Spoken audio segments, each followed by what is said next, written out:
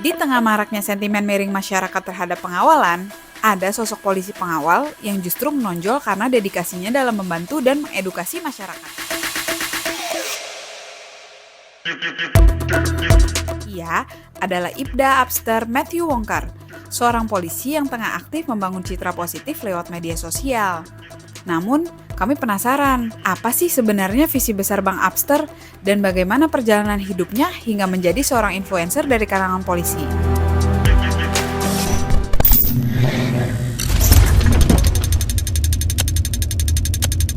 Nah, sekarang kita udah bareng Ibda Abster. Kita langsung ngobrol-ngobrol aja yuk sama beliau. Gimana sih cerita-cerita viralnya itu yuk? Manggilnya apa nih? Abang atau? Panggil abang aja boleh. Abang aja ya, Abang Abster. Ya. Sehat? Sehat. Kabarnya? Sehat. Abang ceritanya viral banget nih di media sosial. Boleh diceritain nggak sih Bang backgroundnya gimana? Apa Abang punya hobi otomotif atau gimana sih Bang? Ya, terima kasih untuk kesempatan yang diberikan. Singkat cerita sih memang dari sebelum jadi polisi pun udah hobi di motor ya, motor, mobil. Karena dari opa juga, dari kakek itu udah ngebengkel. Jadi ke papa, ke saya itu sering otak-atik motor, mobil di kampung. Begitu jadi polisi, jabatan pertama itu kan saya dinas di Polair, di kapal pertama kali dinas itu tahun 2009. Jabatan pun sebagai bintara teknik di perkapalan. Jadi otak-atik mesin kapal yang besar. Habis itu 7 tahun kurang lebih di kapal, mutasi ke provos. Di provos saya langsung di bagian unit motor. Ya sudah, kerja sambil menjalani hobi. Kerja gitu. Sambil menjalani hobi berarti. Ya. Emang hobinya otomotif. Terus kebetulan kerjanya juga bawa motor ya Pak? Ya, itu ya. motor. Itu Jadi, langsung motor yang gede apa gimana Pak? Kalau hobi dulu sih dari senang sih dulu motor tua ya, Honda CB. Terus ada juga motor tua lagi, Binter Mercy, tahun-tahun 80-an, cuman dirapikan supaya bisa dipakai buat keseharian di tahun sekarang. Pas di jabat sebagai Banit Pamwal waktu itu, ya mengendarai pertama motor ini Yamaha XJ 900, terus ke FJR, terus ada lagi BMW GS, terus ya pernah nyobain juga Harley, Victory, BMW GTL, ya hampir semua motor dinas yang di kepolisian udah pernah dicobain. Ya dengan karakter yang beda-beda. Tapi kan kalau mau gitu kan beda ya Pak sama motor-motor bebek, motor metik gitu. Itu Pak ada latihannya dulu nggak sih, berapa lama? Ada latihan dasar pegang motor besar ini, BM ini, ya pertama kita harus mengenali kendaraannya dulu. Karena kalau kita nggak mengenali kendaraan ini, ya gimana kita mau ajak dia supaya nurut pada saat dibawa, pada saat berdinas. Pengenalannya saya latihan bersama dengan rekan-rekan senior di Lantas Polda Metro Jaya. Di sana ada yang namanya Door 5. Nah, itu di situ latihan, rata-rata pengawal latihan di situ. Jadi kita pertama dorong dulu, Pak. Oh, dorong motor aja? Motornya dorong muter. Dari posisi kita di sebelah kiri, habis itu dorong lagi posisi kita di sebelah kanan motor. Karena berat ya Pak ya? Karena berat. Kenapa dorong? Karena kita harus, supaya kita tahu nih, pada saat dorong kalau motor agak miring dikit pasti berat. Jadi kita pada saat dorong kita harus posisi motor di tengah-tengah, tahu senternya di mana supaya motor ini ringan ketika didorong. Itu pengenalan awal. Habis itu kita belajar untuk tahu beban kendaraan. Tahu beban kendaraan itu caranya gimana? Ya motornya kita rebahin, jatuhin, baru kita ngangkat. Antisipasi apa pada saat kita jalan atau kita berdinas, kan kita nggak tahu nih, kadang jatuh di tempat pada saat, atau misalnya ada kejadian apa, kita tahu-tahu motornya harus rebah ke kanan atau ke kiri. Kalau kita nggak kuat ngangkatnya, nggak biasa tahu teknik ngangkatnya, kan malu panggil Pak, panggil masyarakat bantu ngangkatnya. Jadi semua motoris itu pertama harus kuat ngangkat motornya pada saat motornya jatuh. Atau harus tahu posisi kendaraan gimana. Karena pada saat pengawalan kita itu udah harus kuasai motor. Karena pengawalan kita harus mikirin rute jalan kita mau kemana, kita harus mikirin rangkaian yang kita bawa, tujuannya. Terus belum lagi kita main sirine seperti apa, harus ngarahin kendaraan lain. Makanya minggir atau apa gitu ya, ya belajar ngegas pakai tangan kiri. Karena apa? Tangan kanan buat ngarahin kendaraan yang dari sebelah kanan. Jadi kecepatan motor tetap harus dijaga, tapi kita harus juga nuntun masyarakat yang lain untuk memberikan prioritas terhadap kendaraan yang kita kawal. Berarti nggak semua ini ya Bang, nggak semua polisi bisa jadi patwal juga ya Bang? Nggak semua bisa, cuman semua bisa dilatih. Oh, gitu berapa lama Bang berarti latihan itu? Latihan tergantung dari orang masing-masing ya, cuman rata-rata sih ya minimal 1-2 bulan lah untuk pengenalan kendaraan, latihan teknik dasar. 1-2 bulan. Habis itu langsung ngawal tuh Bang atau belum? Kalau di kami sini biasanya kan dia ngawal dari misalnya pertama belajar misalnya bawa dokumen penting dulu, jalan sendiri bawa surat atau bawa ada barang-barang penting yang harus dibawa. Habis itu ngawal pergeseran pasukan. Nah dari situ gimana tuh Pak ceritanya bisa tahu-tahu langsung ngawal ambulans dan viral? Jadi di sela-sela dinas kan setiap saya misalnya mau berangkat dinas atau lagi perjalanan dinas, sering kali kita ketemu ambulan yang lagi menghadapi kemacetan, ambulan yang kejebak macet. Ketika melihat itu, secara urutan prioritas, ambulan ini kan prioritas nomor 2 ya. Secara undang-undang, kendaraan yang harus diutamakan nomor 2, sebelumnya kan damkar pemadam kebakaran nomor 1, nomor 2 ambulan harus diutamakan. Ketika melihat itu, saya sebagai polisi, tugas dasar saya ya melindungi, melayani, mengayomi masyarakat. Ya, seperti itu pun saya pada misalnya lagi bawa pimpinan, saya koordinasi ke dalam, ini ada ambulan, kita bantu, nanti mobilnya pimpinan atau mobilnya pasukan, rangkaian yang saya bawa, di belakang mobil ambulan. Ambulannya kita prioritas di depan, motor saya di depan, bantu buka. Dan itu rata-rata searahnya, setujuannya. Ambulan mau kemana, kalau misalnya tujuan saya dan ambulan di pertengahan jalan beda ya biasanya pisah. Yang penting ambulan ini udah melewati kemacetan atau sudah mendekati tempat yang dia tuju. Tapi kan seringnya ini Pak, kalau saya lihat lagi jalan terus mau kemana gitu, itu kenapa ditanya dulu apa nggak bahaya tuh? Sering saya tanya karena kita seketemunya di jalan ya, seketemunya di jalan itu tidak mengetahui di mana tujuan ambulan ini. Ambulan tujuannya kemana kan kita nggak tahu. Jadi saya nanya, kalau misalnya kita ketemunya di tol Jagorawi, dia tujuannya ke Harapan Kita atau ke RSCM, kan beda tuh. Kalau RSCM kan di Cawang dia harus lurus. Kalau dia mau ke Harapan Kita kan di Cawang dia harus belok kiri. Jadi biar kita tahu. Jadi nanya, terus sering saya nanya juga, gimana lagi bawa pasien atau bawa karena ada ambulan juga yang bawa jenazah atau bawa pasien atau mau jemput pasien. Semuanya pun itu punya prioritas. Jemput pun kadang orang komen itu kan ambulan kosong. Iya dia kosong, tapi kan dia mau jemput. Pasien yang mau dijemput juga butuh kecepatan dari tim medis untuk nyampe ke sana. Karena apa? Orang yang di rumah yang panggil ambulan ini kan belum tentu dia mengetahui di rumah itu orang mengetahui nggak apa cara penanganan pada saat ada kejadian darurat terhadap pasien yang di rumah. Makanya ambulan yang jemput pun itu harus tiba cepat ke pasien yang dijemput. Karena apa? Dia butuh penanganan tim medis yang profesional yang lebih cepat. Tapi beberapa kali saya lihat konten kadang suka ada yang ini Bang, yang ngikutin gitu Bang. Oh iya. Nah itu ngekorin kan ngekor terus Abang jangan ngekor, nanti yang lain pada ngikut. Itu gimana sih? Karena gini, yang ngekor ambulan ini, yang ngintilin ambulan ini kan dia nebeng prioritas istilahnya kan, nebeng prioritas yang bukan peruntukan dia sebenarnya. Dan itu rawan untuk terjadi misalnya kecelakaan, dia nabrak ambulan dari belakang ataupun dia kesenggol kendaraan lain, Kendaraan yang lain mungkin cuma mengetahui ada ambulan doang kan. Dan pengawal juga taunya kan yang dikawal ambulan aja.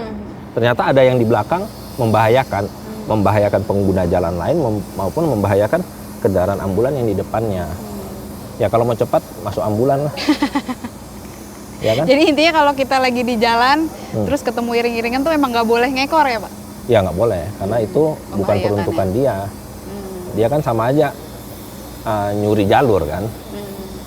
Bang, kalau suka ada yang dikawal sama sipil tuh gimana ya Bang? Kalau di jalan ambulans gitu ya, terus ada yang membuka jalan tuh gimana sih Bang? Sekarang sih memang banyak ya, banyak yang motor-motor kecil modif pakai sirine strobo. Pada dasarnya secara undang-undang tidak mengizinkan itu, karena undang-undang sudah mengatur pengawalan sebenarnya itu oleh siapa.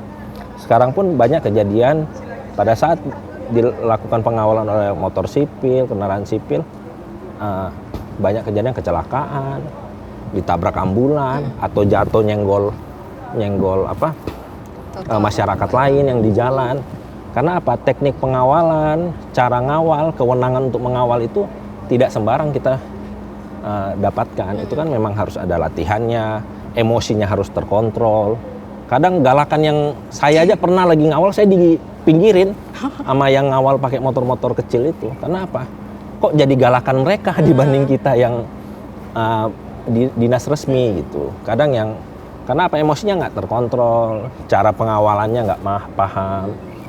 Cuman karena lihat ini. Dan saya selama ini melihat banyak pro dan kontra terhadap pengawalan tersebut. Bang, selama ngawal dan ngonten nih Bang ya, ada nggak sih kejadian-kejadian lucu gitu? Kejadian lucu Banyak nggak? Banyak sih. Apa yang nyebelin yang banyak? Nyebelin banyak juga ya, kalau ketemu pelanggar arah atau yang lawan arus ya. Terobos lampu merah, masih banyak lah masyarakat kita budaya berkendaranya seperti itu. Padahal kejadian contoh orang yang kecelakaan gara-gara melanggar lampu merah, terobos lampu merah, lawan arah, sudah banyak kejadiannya yang viral, yang gara-gara dia terobos ditabrak mobil. Kemarin kalau nggak salah di Bekasi ya, ada yang kakek-kakek tuh lawan arah tabrakan sama mobil box. Ada juga tuh kemarin saya lihat viral di IG. Ya begitu, maksudnya kalau kita ngikutin arus yang benar, mungkin cuman lebih lama 5-10 menit, bahkan mungkin sejam pun lebih lama dari yang sewajarnya. Tapi kalau kita kecelakaan, lu di rumah sakit, perawatan luka, kalau patah tulang, nggak mungkin cuma sejam. Bisa lama ya? Pasti lebih lama dari itu. Karena saya pernah mengalami kecelakaan. Perawatan pasang pen, pemulihan aja lepas tongkat 3 minggu. Bisa jalan normal 1 bulan. Itu yang saya sendiri pernah ngalamin kecelakaan. Apalagi kalau kecelakaan yang gara-gara kita lawan arus, terobos lampu merah. Itu sih makanya saya berharap masyarakat lebih peduli lagi terhadap diri sendiri saja dulu. Terus ingat keluarga di rumah. Kita kerja di luar kan, keluarga di rumah nunggu. Anak istri di rumah nunggu. Berapa kali saya tegur yang melanggar arah, saya bilang, ya kamu harus mikir. Emang kamu mau istrimu jadi janda muda kan? Atau enggak bikin cerita baru di sini? Di sini belum pernah. Udah tahu nggak cerita di sini ada orang meninggal gara-gara ketabrak? Nggak tahu. Iya, jangan sampai kamu jadi cerita itu kan. Ya gitu-gitu, maksudnya edukasi yang nggak arogan, nggak kasar, tapi masyarakat bisa memahami. Ya memang banyak cara yang bisa kita berikan, cuman menurut saya ada hal baik yang saya pengen salurkan, karena sesuai dengan quote yang selalu saya bikin, bahwa ketika kita berbuat baik, ada satu kebahagiaan yang kita dapatkan. Makanya teruslah berbuat baik, karena berbuat baik membuat kita bahagia. Nah itu memang benar-benar saya alami ketika saya habis bantu orang, bantu ambulan, bantu masyarakat. Ada hal-hal yang kebaikan yang saya dapat setelah itu. Bang, tadi sempat cerita ada kecelakaan sampai patah. Itu kenapa Bang? Jadi ada waktu itu di dekat sini, pas di depan kantor sini, saya di jalan utama, tiba-tiba dari dalam pelabuhan ini kontainer nyebrang kecepatan tinggi tanpa lihat kanan kiri, nyebrang, saya menghindar, saya jatuhin motor karena kalau saya nggak jatuhin motor atau Lebih parah ya? karena udah dekat kan saya jatuhin motor, jadi motor yang kehantem. Waktu itu saya masih sempat diriin motor, masih bangunin motor. Pas duduk lagi kontak kantor tunggu ambulan, pas berdirinya udah nggak bisa, tahu-tahu retak ternyata di engkel kiri, terus pasang pen. Nah, ternyata supir kontainer ini SIM-nya udah Expired. mati 5 tahun, Iya. surat-surat mobil juga udah mati 5 tahun lebih. Jadi ya memang sudah nggak layak jalan, dan pada saat berkendara pun tidak berkendara dengan memperhatikan keselamatan pengendara lain. Pada saat itu saya sebagai korbannya. Bang, sekarang kan udah terkenal nih, saya lihat di followers di Instagramnya udah ratusan ribu, di TikTok ratusan ribu, subscriber di YouTube juga udah banyak banget Ya. gitu. Abang dari institusi gimana bang, ada yang ngelihat abang jadi artis nih dalam tanda kutip, itu gimana tanggapannya dari institusi? Menurut saya selama itu hal positif dan membuat nama baik institusi saya, terlebih Polri sendiri, saya akan berusaha semaksimal mungkin tetap menjaga nama baik institusi saya. Karena saya lahir mendapatkan pekerjaan di sini, keluarga saya juga bisa, anak-anak saya sekolah, anak istri saya bisa makan juga dari hasil gaji di sini. Nah, ya saya tetap akan melakukan kebaikan melalui edukasi yang baik terhadap masyarakat. Karena menurut saya banyak nilai positif yang bisa diambil dari konten-konten saya, bisa dicontohin juga oleh Edukasi rekan-rekan ya, lainnya, edukasi ke masyarakat, poin-poinnya. Karena kadang sudah kita peringatkan juga, sudah ada edukasi pun masih melanggar, apalagi kalau nggak ada. Banyak nih orang yang mengidentikan Patwal nih perilakunya arogan gitu bang. Padahal kan sebenarnya nggak semua juga ya bang. Ada yang bikin konten kayak abang juga beberapa saya lihat udah banyak nih yang mengawal ambulans gitu bang. Kalau abang ngelihat itu kayak gimana sih bang tanggapannya? Kalau untuk menilai arogan dan enggaknya itu ya kembali lagi ke pribadi masing-masing ya. Mungkin yang menilai arogan belum pernah merasakan ketika misalnya keluarganya berada di dalam kendaraan emergensi ambulan, atau keluarganya belum pernah mengalami situasi yang darurat. Kadang kita melakukan pengawalan itu kenapa harus cepat, kenapa harus ini, karena waktu untuk misalnya pasien dalam ambulan itu sangat Singkat ya, 1 menit, 2 menit, 1 Berharga detik pun ya. sangat berharga. Makanya kadang misalnya ketemu yang di bahu jalan, kita agak teriak, Pak geser dulu kanan, Pak geser dulu kanan. Ada ambulan di belakang. Kenapa? Keegoisan masyarakat kita berkendara ini masih banyak menggunakan jalur prioritas atau jalur darurat itu untuk kepentingan pribadi. Ambulan jalan aja masih dikintilin, diekorin, diikutin. Dan bahu jalan pun kadang di dalam tol itu nggak steril. harusnya kan bahu jalannya steril dari untuk kendaraan prioritas ataupun kendaraan emergensi. Tapi pada pelaksanaannya tiap hari silakan aja ke tol dalam kota jam pulang kantor atau jam berangkat kantor. Banyak banget kendaraan yang menggunakan bahu jalan untuk kepentingan pribadi, supaya berangkat lebih cepat atau tiba lebih cepat. Pada saat ada kendaraan emergensi ambulan, banyak di konten saya dan hampir setiap ada di konten saya pada saat lewat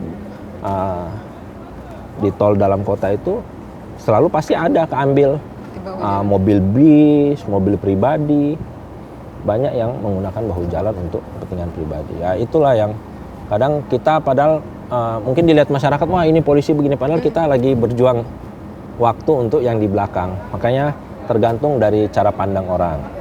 Tapi selama ini saya selalu berusaha untuk memberikan gestur tubuh yang baik, positif, dengan memberikan jempol pada masyarakat yang Jadi sudah terima memberikan kasih jalan. gitu ya, Pak, ya? Karena kita nggak bisa, Pak terima kasih ya, kan orang belum tentu bisa dengar atau, tapi dengan jempol kan memang jempol identik dengan baik, bagus. Tapi saya edukasikan ya ini salah satu juga ucapan terima kasih dari kita pengawal terhadap masyarakat yang melihat atau kita memintain prioritas untuk kendaraan yang kita kawal. Jempol terima kasih. Kanan pun kenapa harus belajar gas tangan kiri, supaya apa? Kanan ini bisa kasih jempol, kanan ini bisa dengan santun memberikan arah pada kendaraan lain. Dengan kita cara geser kendaraan begini-begini dan pelan begini aja, Beda ya bang. bahasa tubuhnya udah beda, artinya udah beda. Apalagi kita tambah jempol. Dan ya saya berusaha untuk sehumanis mungkin, sebaik mungkin berterima kasih pada masyarakat, karena masyarakat pun berhak menggunakan jalan itu, bukan cuman kendaraan yang dikawal. Tapi pada umumnya saya harap masyarakat bisa lebih peduli lagi terhadap kendaraan-kendaraan emergensi seperti ambulan maupun pemadam kebakaran, karena mereka itu bertaruh dengan waktu untuk nyawa orang yang mereka bawa atau nyawa orang yang akan mereka selamatkan.